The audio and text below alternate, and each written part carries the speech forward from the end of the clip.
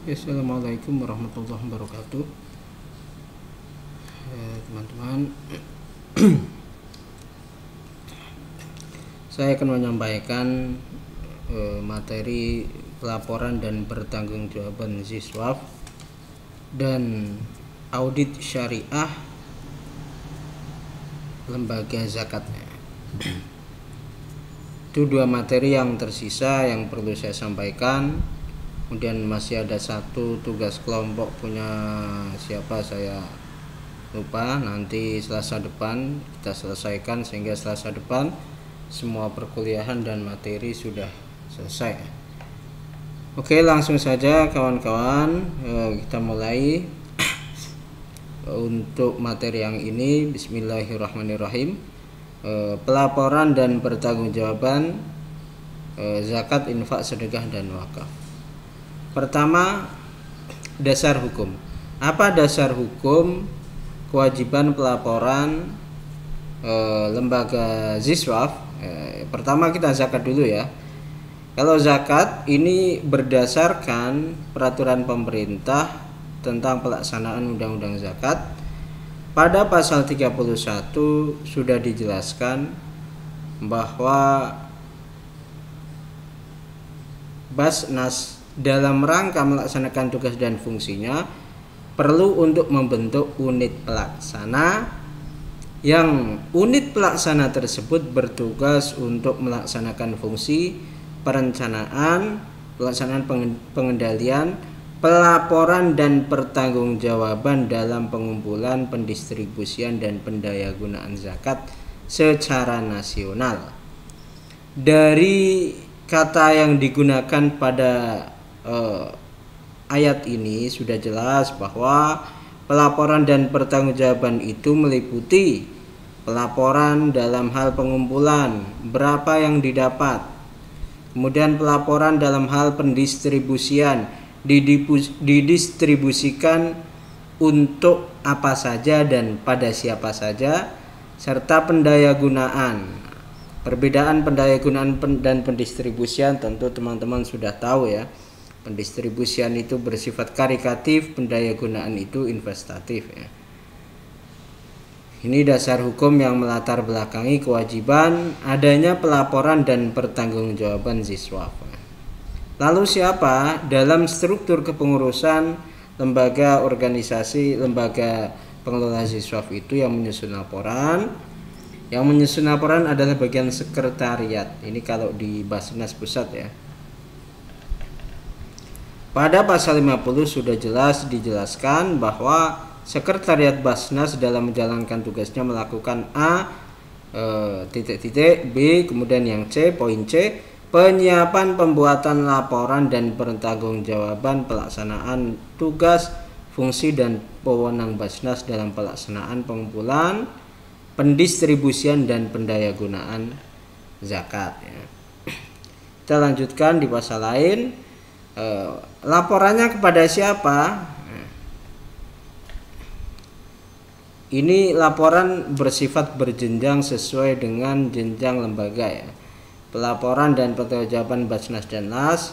Pertama, untuk Basnas tingkat kabupaten atau kota, maka wajib menyampaikan laporan pada Basnas provinsi dan bupati atau wali kota setiap 6 bulan dan akhir tahun. Menyampaikan laporannya 6 bulan sekali ya, 6 bulan sekali, berarti setiap 6 bulan dan akhir tahun. Bisa saja 1 tahun 3 kali, misalnya laporannya Maret, 6 bulan kemudian apa? Maret, April, Mei, Juni, Juli, Agustus, September, berarti September melaporkan dan Desember akhir tahun melaporkan lagi. Bisa saja menjadi 3 kali, maka agar lebih mudah ya dibuat sekali ya. Januari, Februari, Maret, April, Mei, Juni, berarti akhir Juni laporan lagi akhir Desember sekaligus laporan akhir tahun. Kemudian itu kalau Basnas kabupaten atau kota melaporkan kepada Basnas provinsi dan bupati atau wali kota. Kemudian kalau Basnas provinsi dia sama ya, menyampaikan laporan 6 bulan sekali dan akhir tahun pada Basnas dan gubernur, pada Basnas pusat dan gubernur. Jadi secara struktural Basnas itu berjenjang. Basnas kabupaten melaporkan ke Basnas provinsi, Basnas provinsi melaporkan ke Basnas pusat.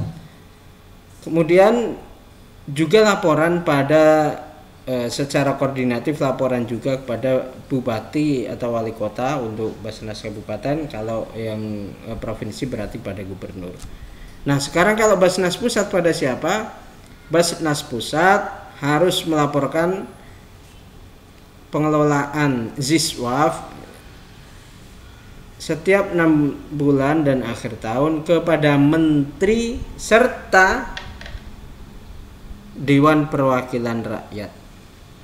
Menyampaikan laporan tertulis pada presiden melalui menteri.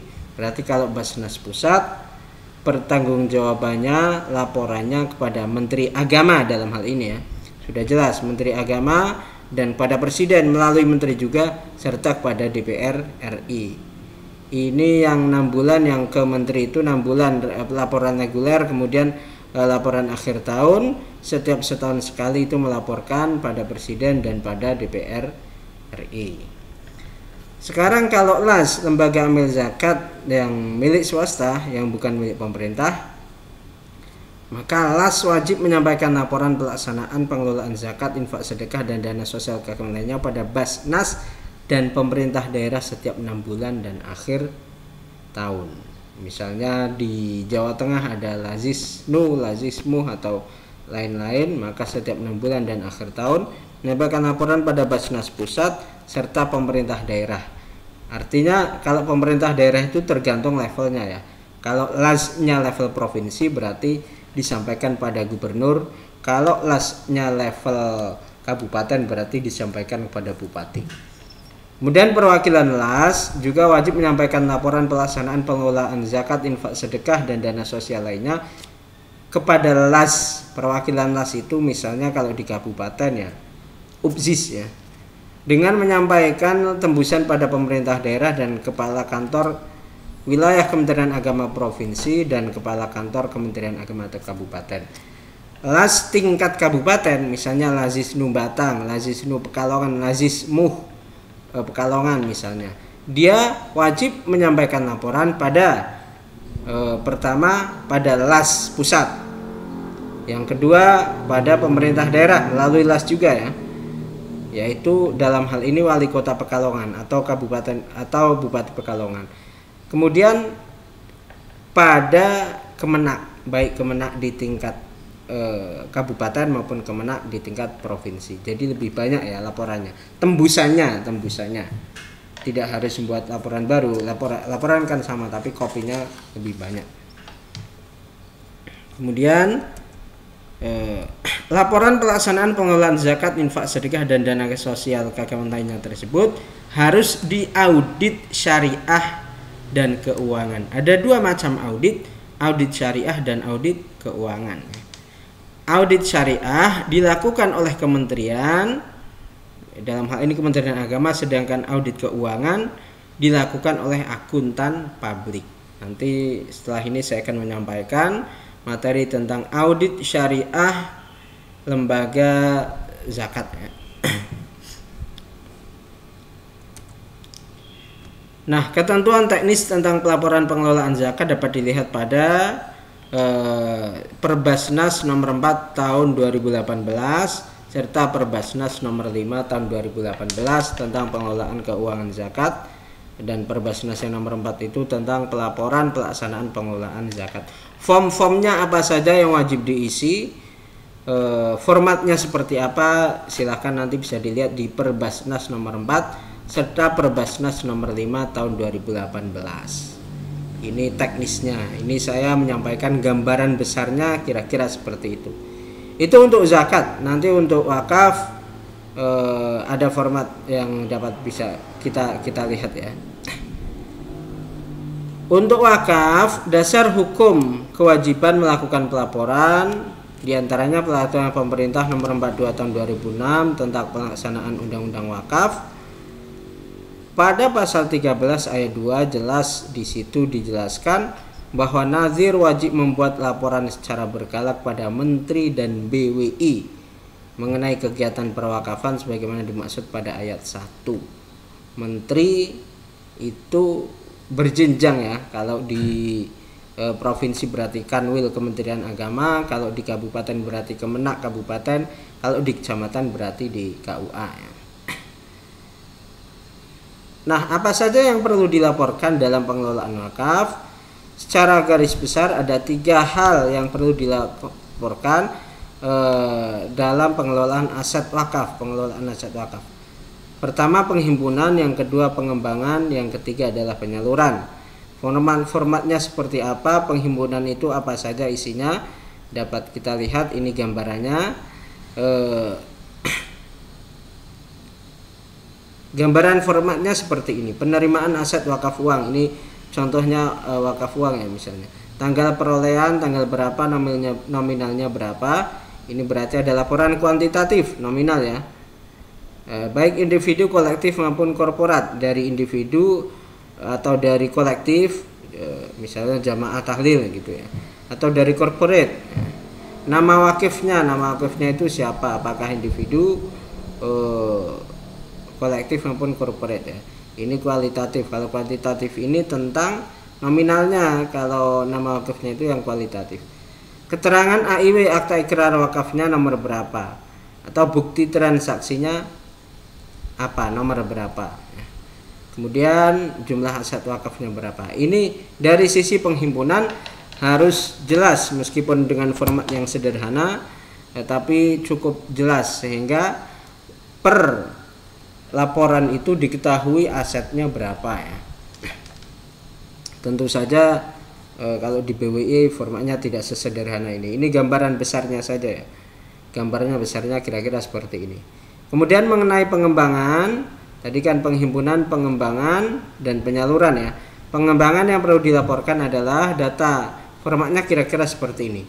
Data pengelolaan dan pengembangan aset wakaf, jenis investasinya apa saja, deposito, piutang, surat berharga atau sukuk, logam mulia, investasi lainnya, tanggal transaksi, nominalnya berapa. Jadi aset wakaf itu dimasukkan kemana? Kalau di tabungan misalnya di deposito, tanggal transaksi, tanggal berapa, nominalnya berapa, entitas usahanya apa, keterangan PIC, bukti transaksi ya. Piutang misalnya untuk apa? Simpan pinjam ya, kira-kira seperti itu. Surat berharga atau sukuk misal dibelikan pada sukuk atau sun, surat utang negara, atau logam mulia dan investasi lainnya. Secara gambaran besarnya seperti ini. Tentu ada yang lebih detail dan lebih rigid ya, tapi ini kita paling tidak mengenal atau melihat gambaran besarnya saja. Perhimpunan, pengembangan, dan penyaluran. Itu 3 hal garis besar yang dilaporkan oleh nazir terkait dengan pengelolaan aset wakaf. Kemudian mengenai penyaluran pada mauquf alaih, kira-kira dibuat menjadi bidang-bidang, ada bidang pendidikan, bidang kesehatan, bidang ekonomi, bidang kemanusiaan. Untuk pendidikan, tanggal perolehan tanggal berapa, nominal hak mauqufnya berapa, namanya, kemudian langsung atau lewat perantara. Kira-kira seperti ini ya. Pendirian rumah sakit, balai kesehatan, pembayaran program kesehatan, penyuluhan dan sanitasi lingkungan, ekonomi untuk apa saja. Ini kan cuma sampel contoh ya. Bantuan permodalan usaha kecil mikro misalnya, santunan sembako, infrastruktur masyarakat, kemudian untuk kemanusiaan, tanggap bencana, misalnya pengadaan APD, COVID-19 dan seterusnya. Ini contoh sampelnya seperti ini. Kira-kira kita punya gambaran bahwa pelaporan yang dilakukan oleh nazir itu kira-kira seperti ini. Tidak terlalu rumit sebenarnya kalau wakaf, karena wakaf itu pada prakteknya di lapangan belum terlalu signifikan. Kemudian zakat, infak, sedekah atau infak. Ini saya ambilkan contoh yang real, Ini laporan per periode gerakan nasional koin untuk NU. Ini untuk Lazisnu. Kenapa Lazisnu ya? Karena saya yang bisa diakses ya, yang bisa saya akses laporannya ya Lazisnu, karena saya pengurus Lazisnu. Bisa jadi lembaga lain punya format lain, tapi gambarannya kira-kira seperti ini. Kalau di kita ini ada tarikan atau koin ya per ranting, jumlah infaknya berapa. Ini laporan periodiknya per bulan ya, per bulan. Kompensasi petugas 10%, kompensasi ranting 30%, saldo akhir sekian. Misalnya untuk Wonotunggal ini saldo akhir hampir 4 juta per bulan Maret. Sementara ini masih sedikit ya desa-desa yang sudah aktif. Yang sudah cukup banyak, cukup maju untuk gerakan infaknya itu Limpung. Kita lihat untuk Limpung ini infak ya, infak per bulan saldo akhir. Oh, ini saldo akhir. Per bulan infaknya berapa jumlahnya ya? Kira-kira Oktober 27 juta, November 71 juta. Ini malah Januari sampai 83 juta per bulan itu ya. Per bulan infak, pengelolaan infak di Kecamatan Limpung itu per bulan sampai mencapai nominal 83 juta. Makanya Lazisnu Limpung bisa mendirikan klinik atau ya rumah sakit kecil lah, klinik rumah sakit Limpung, rumah sakit apa namanya ya, Baitul Mustasfa ya, Baitul Mustasfa di Desa Kalisaran ini. Kemudian saldo akhir 155 juta. Ini gambaran saja, kira-kira seperti inilah laporan pertanggungjawaban ZISWAF. Tentu masing-masing lembaga punya format sendiri, tapi pada prinsipnya ada garis-garis besar yang perlu diperhatikan, yaitu kalau zakat berarti penghimpunan, pendistribusian, dan pendayagunaan, 3 itu ya. Kalau wakaf berarti penghimpunan, kemudian pengembangan atau perkembangan dan penyaluran. Hampir sama ya prinsipnya. Cuma karena zakat itu habis, maka tidak ada laporan perkembangan. Yang ada ya penghimpunan dan pendistribusian atau pendayagunaan saja. Kalau wakaf, karena wakaf itu asetnya tetap, tidak boleh habis dan harus tetap ada, maka harus ada laporan perkembangan. Kira-kira itu teman-teman. Sekali lagi untuk dapat lebih jelas, untuk zakat itu dapat dilihat pada Perbasnas nomor 4 tahun 2018 dan Perbasnas nomor 5 tahun 2018 tentang pengelolaan keuangan zakat. Kira-kira seperti ini. Kita lanjutkan nanti di video selanjutnya tentang audit syariah lembaga zakat. Terima kasih. Assalamualaikum warahmatullahi wabarakatuh.